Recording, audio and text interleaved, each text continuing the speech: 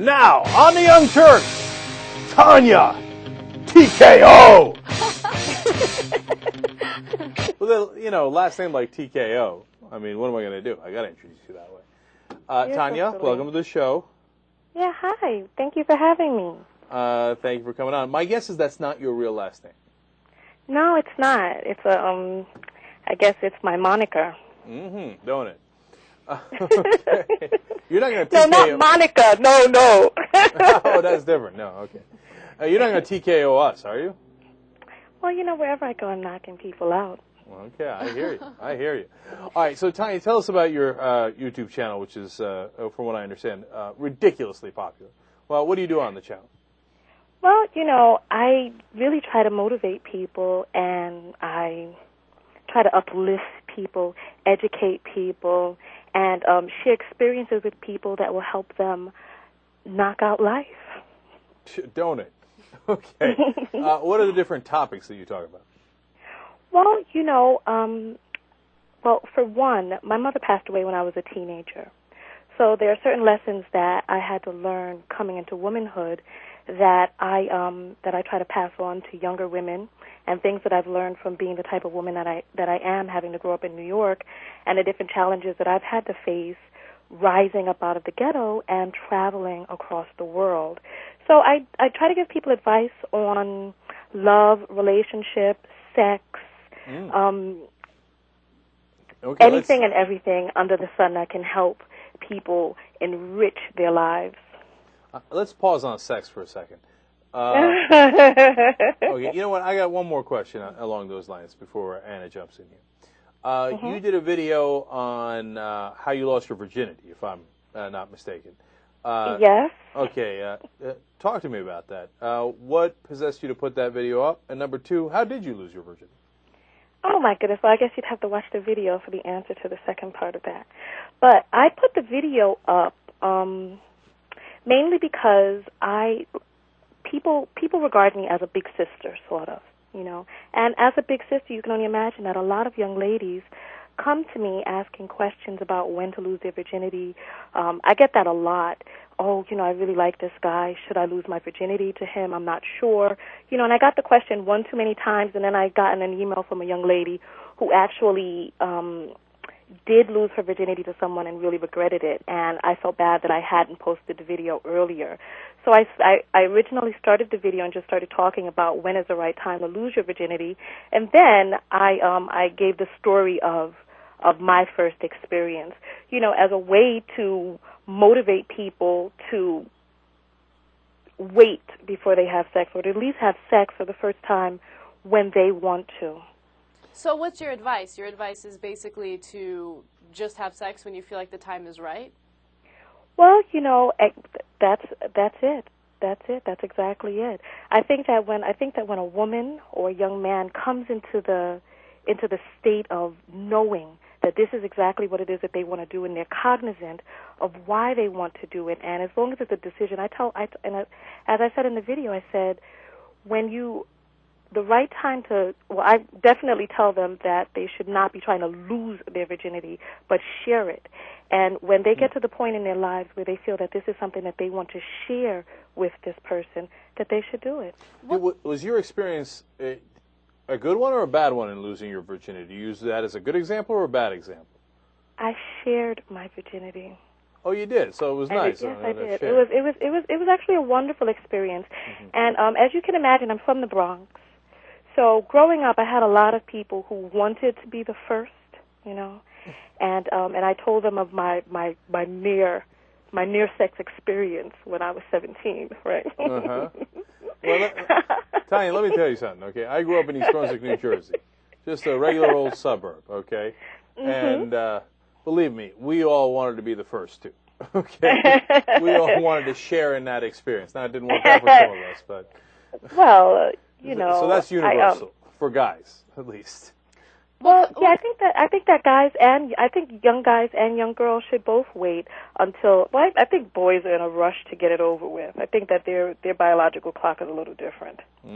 So, what kind of response do you get to your sex advice videos? Do people generally agree with you, or would you say that people are against you?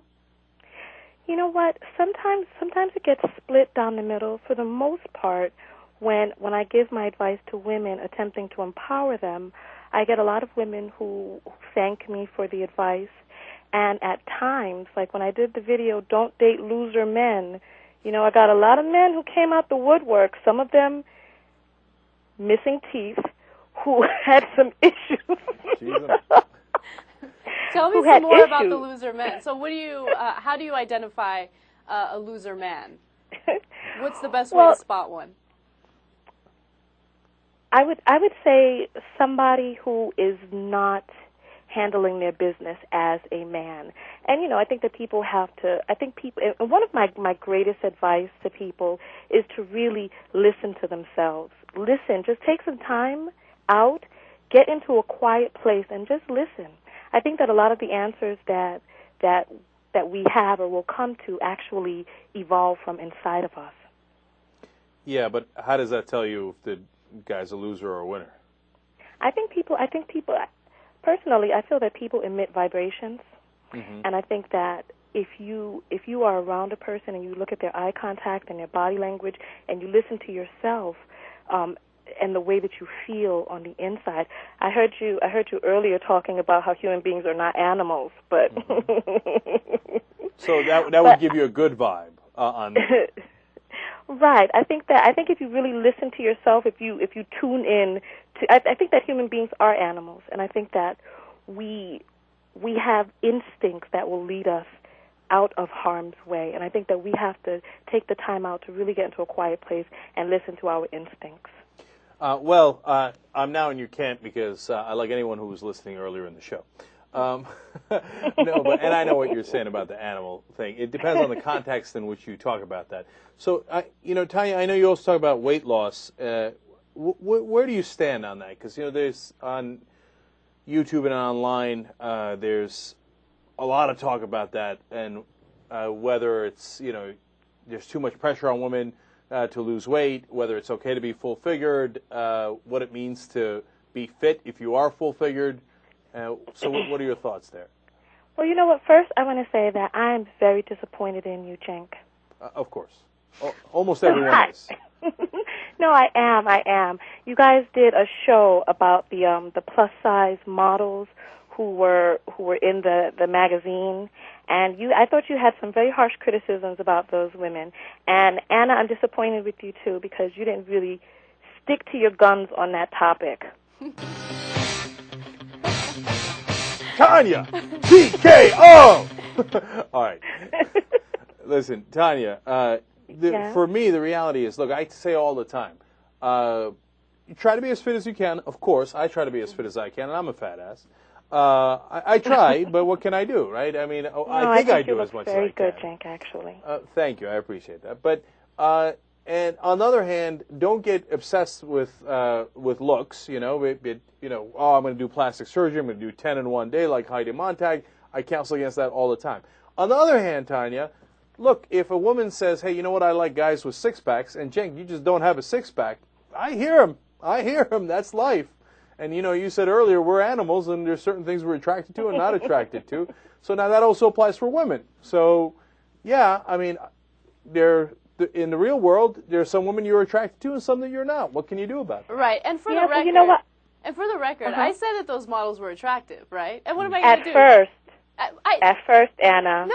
I said they were attractive, and then Cenk said, no, they're not for me. And what am I going to do? I'm not going to choke him and tell him, no, say that they're beautiful. I agree with not choking. No, you know what? You started out saying, oh, I thought the women were beautiful, right? And then he started giving his criticisms.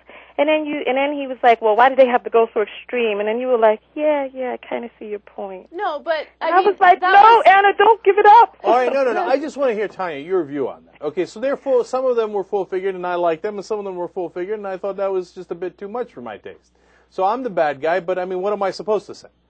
No. You're not the bad guy. I do think that a lot of our preferences are created by the media. And one thing that I could say, because I was like, I felt that Anna kind of dropped the ball, because when you were saying that that they didn't have to go too far over to the extreme, and I'm over here thinking, because first of all, as you see me, I'm rather buxom, God bless.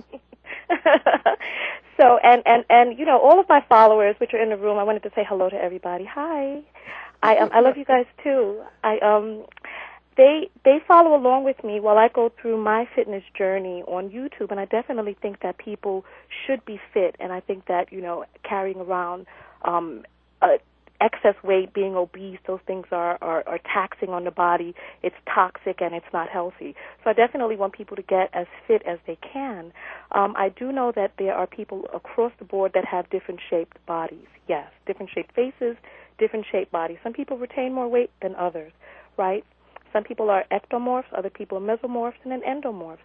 But when you said that they didn't have to go too far on the extreme and start photographing these larger plus size models, I felt that the middle ground has been fully covered by magazines like Maxim and Smooth and a tremendous amount of magazines covering the newsstands. There are women who are not model thin, who are quote unquote average, as you call them, and in some magazines the women are a little more average than others, right?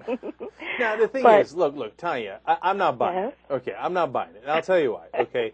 Like if now the male models, I keep going back to that example because it's the easy one. Male models are also paper thin, right? Or they got the six pack, etc. Now, if they use some average models that didn't have a six pack, but were not like huge or anything, that would make sense to me, just as I said with the girls. But if they use models like me, and look, I do a great job of hiding this gut under this desk, okay? Okay. But you put me in a wife beater and then you show my gut from the profile, ain't nobody gonna buy that product. Okay, I don't care what I'm advertising. People aren't going to buy it. And so I think that's just reality. And whether we want it to be that way or not, ectomorph or endomorph or whatever's happening, that's just, I acknowledge that reality. You see what I'm saying? Well, first of all, I think that you're coming at the argument from a very wrong direction when you start comparing a male body type to a female body type. Men naturally have more muscle and burn more fat, and women, on the other hand, we produce hormones which make us hold on to fat, which make us get cellulite, which make us, have different, things which come along with being female, which will, across the board, give us a higher fat ratio than men. So when you start talking about male models and just men in the general population overall, now every male model is not husky, is not brolic, it is not super muscular. There are male models who have flat chests and flat arms and who are who have swimmer bodies, as opposed to hulking bodies, Okay, Tonya. So okay, let's forget about the men. The one thing that you said in your argument that I don't agree with is that average women are represented in Maxim and magazines for men. That's absolutely not true. Those women don't have average bodies. Those women are paper thin, but they happen to have gigantic breasts. I mean, they're not representative of the average women at all. So when you say that average women are represented in the media in one way or another, that's not true. I mean, you got to keep it real. Well, you know what? Okay, let me retract the word average, because you're right. Because if 60% of American women are overweight, then the average woman is going to be a woman who's overweight. Let me just use the argument that you all were using. We were talking about, you guys started talking about the middle ground. You said, why go from stick thin to a woman who's 185 pounds or 200 pounds or however much any of those women weighed? And you guys talked, and when the argument left off and where you conceded was when he said they didn't have to go so extreme, that they could have had, the middle ground in there. And I do believe that the women in Maxim and the women in Smooth and these other girly magazines, I do believe that that's the middle ground right there. Not overweight and not paper thin, right there in the middle with curvy thighs, breast, arms, booty, depending on the magazine you're looking at. Tonya Tko. All right, I like it. All right, Tonya, it's been a blast. Everybody's going to check out TonyaTko.com, obviously. Everybody's going to check out Tonya Tko on YouTube. Thanks for joining us. Thanks for listening to the show. We appreciate both of those things. Okay, great. And can I say one last thing to Anna? Sure. I really appreciate your contribution to the Young Turks. I think that you're a very beautiful and very savvy, very well-spoken young lady, and I love listening to you on the show. I think that you add a certain dynamic that just wouldn't be there if you weren't there.